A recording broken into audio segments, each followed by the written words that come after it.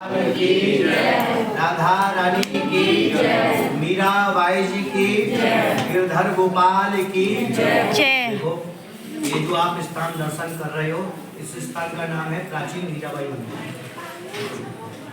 मेरे तो गिरधर गोपाल दूसरों ना कोई जाके सिर मोर मुकुट मेरो पति कोई।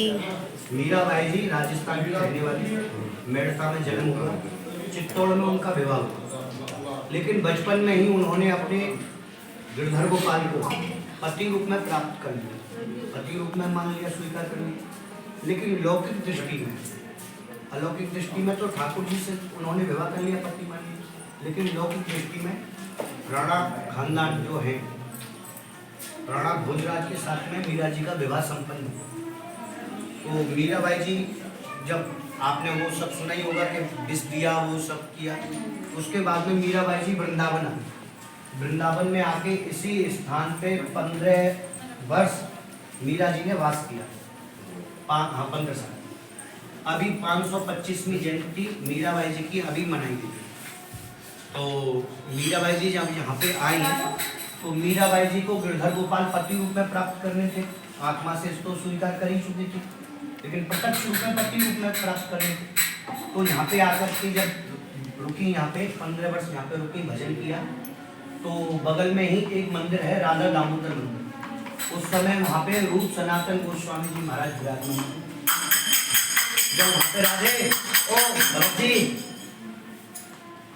बैठ जाओ, सुनो, उन्हें मत बजाओ, वो बजाने के टाइम ना भरत जी बैठ जाओ। तो मीराबाई जी जब यहाँ पे आई, उन्होंने गिरधर गोपाल को पति रूप में, तो रूप सनातन गोस्वामी जी महाराज राधा दामोदर मंदिर में उस समय विराजमान होते थे।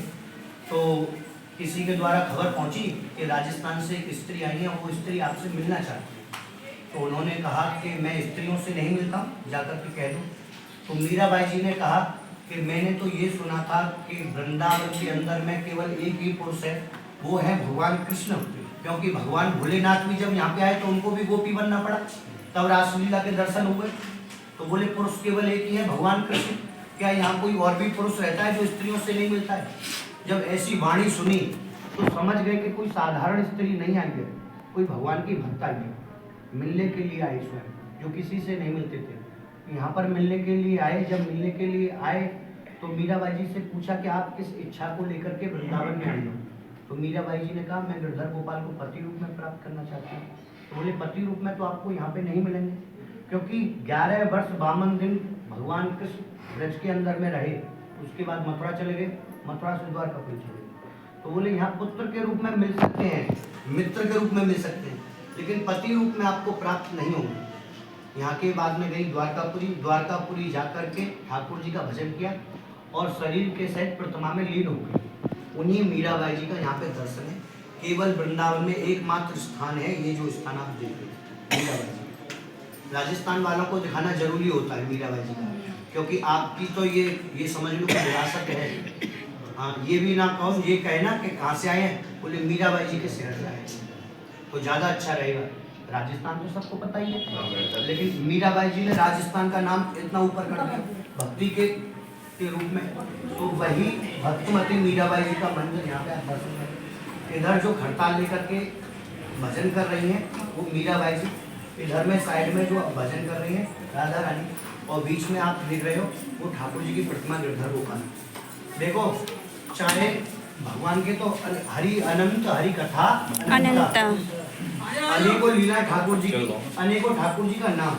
जैसी यहाँ पे लीला की, रण छोड़ के भागे तो रण छोड़ भी नाम पड़ गया, तो यहाँ पे जैसी लीला की ऐसा नाम पड़ गया। केवल बात केवल इतनी सी है कि हमको किस रूप में और किस नाम को हमको प्रिय लगता है, उसी नाम में हम ठाकुर जी की भजना करें। चाहे वो रण छोड़ के नाम से करो, गिरधर गोपाल के नाम से करो, माखन चोर के नाम से करो, चित चोर के नाम से करो, दयालु कृपालु, जो भी नाम आपको अच्छा लगे वो उस नाम से आप भजना करो। केवल मेन बात यह है कि हम ठाकुर जी को भजें, केवल उनको। तो वही उनके आप दर्शन कर रहे हैं, मीराबाई जी के और गिरधर गोपाल के। राधे कृष्णा बोल करके एक परिक्रमा लगाएंगे, परिक्रमा लगाने के बाद में फिर आगे दर्शन करेंगे। बोलो राधा रानी की जय।